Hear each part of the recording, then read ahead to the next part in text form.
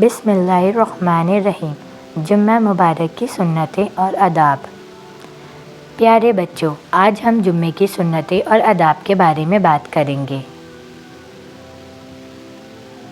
اللہ تعالیٰ نے جمعے کے دن کو سب سے بہترین دن قرار دیا ہے۔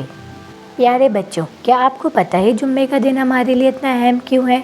ہمارے پیارے حضرت محمد صلی اللہ علیہ وسلم نے فرمایا ہے کہ اللہ تعالیٰ نے حضرت آدم علیہ السلام کو جمعے کے دن پیدا کیا تھا اور اسی دن قیامت بھی قائم ہوگی۔ جمعے کا دن بہت اہم ہے، اسی لیے جمعے کے دن کے کچھ آداب اور سنتیں ہیں جو میں آپ کو بتاؤں گی۔ نمبر 1، غسل کرنا۔ جمعے کے دن غسل کرنا چاہیے تاکہ ہم پاک صاف ہو جائیں۔ نمبر 2، ناخن تراشنا۔ جمعے کے دن ہمیں ناخن تراشنا چاہیے۔ نمبر 3، خوشبو لگانا۔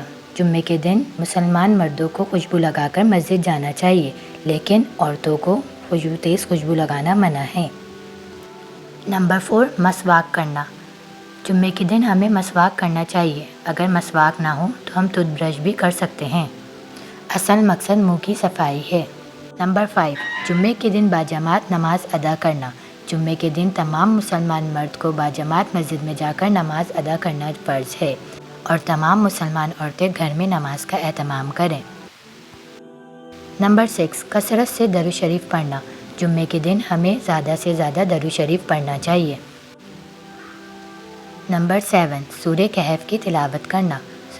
جمعے کے دن ہمیں سورہ کہف کی تلاوت کا اہتمام کرنا چاہیے۔